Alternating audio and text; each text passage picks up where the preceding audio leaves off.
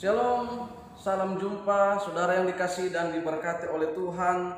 Kita akan belajar seri pelajaran orang Kristen yang rendah hati, bagian yang pertama, dengan tema hidup di dalam ketaatan. Hidup di dalam ketaatan. Mari kita melihat nas firman Tuhan Ibrani pasal yang kelima ayat 8 sampai ayatnya yang ke-9 berbunyi demikian. Dan sekalipun ia adalah anak, ia telah belajar menjadi taat dari apa yang telah dideritanya.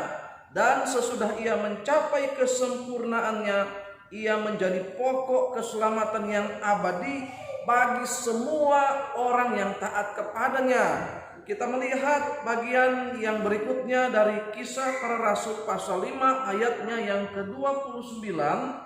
Tetapi Petrus dan rasul-rasul itu menjawab, katanya, kita harus lebih taat kepada Allah daripada kepada manusia.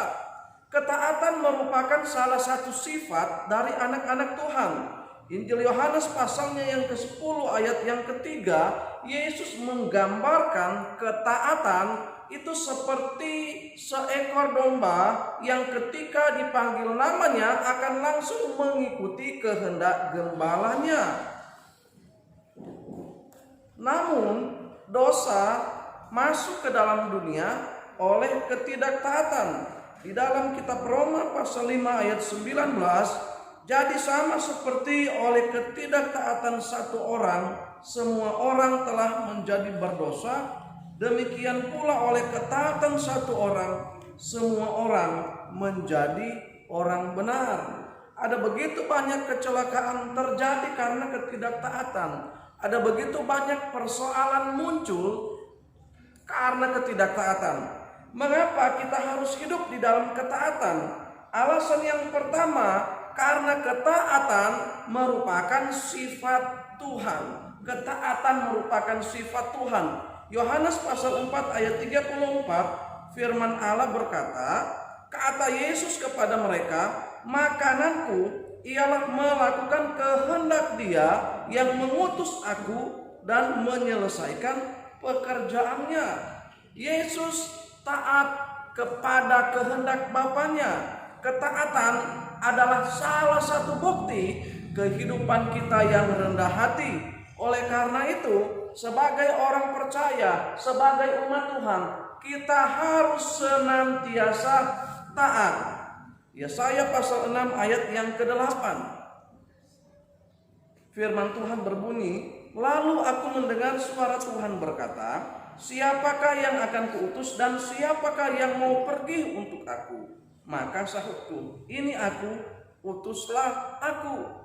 Jangan sampai hanya untuk hidup di dalam ketaatan, Tuhan sampai harus memaksa kita.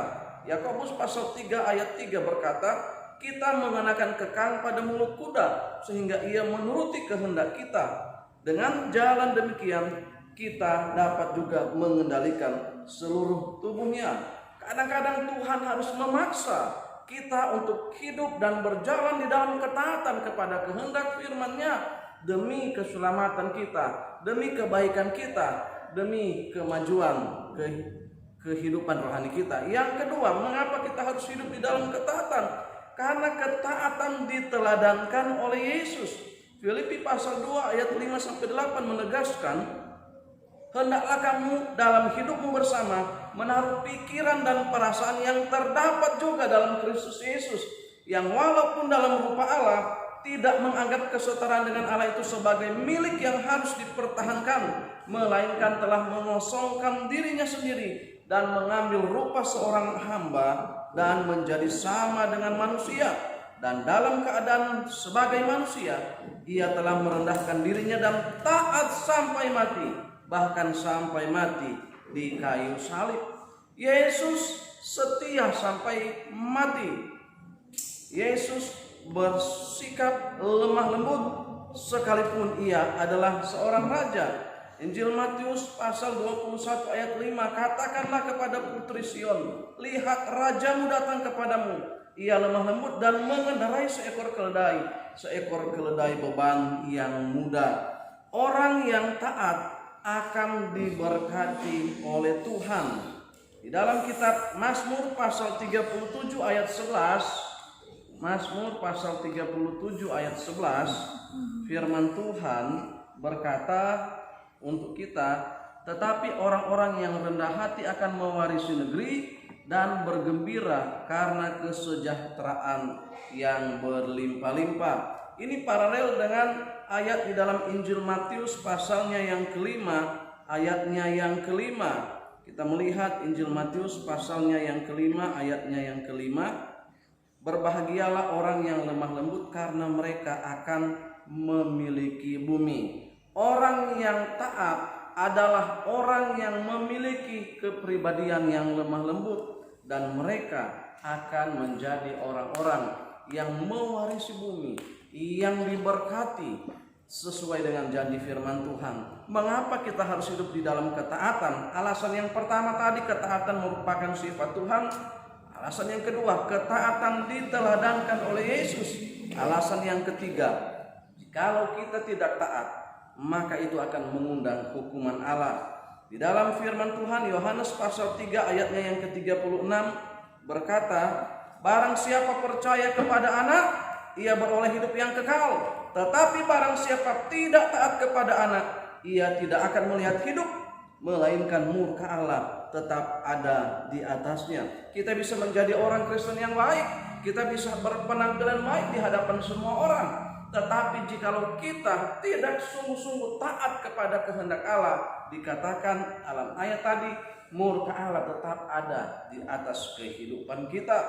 Sikap terhadap pemerintah, Roma 13 ayat 2, kita juga belajar, sebab itu barang siapa melawan pemerintah, ia melawan ketetapan Allah, dan siapa yang melakukannya akan mendatangkan hukuman atas dirinya.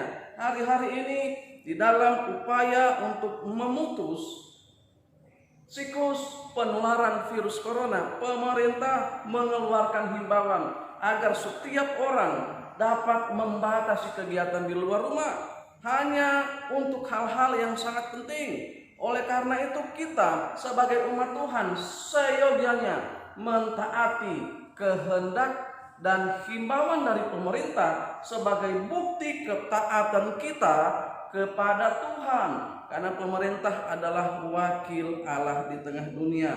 Sebagai kesimpulan, marilah kita belajar taat kepada Tuhan, belajar mentaati aturan dalam kehidupan bermasyarakat, belajar mentaati aturan di dalam bidang pelayanan. Sebagai orang percaya, sebagai umat Kristen, sebagai orang-orang yang taat, kita harus menjadi contoh di dalam kehidupan dimanapun kita berada. Bukan karena kita tidak ingin adanya masalah, namun karena kita sadar ketaatan adalah kehendak Allah di dalam Tuhan Yesus Kristus.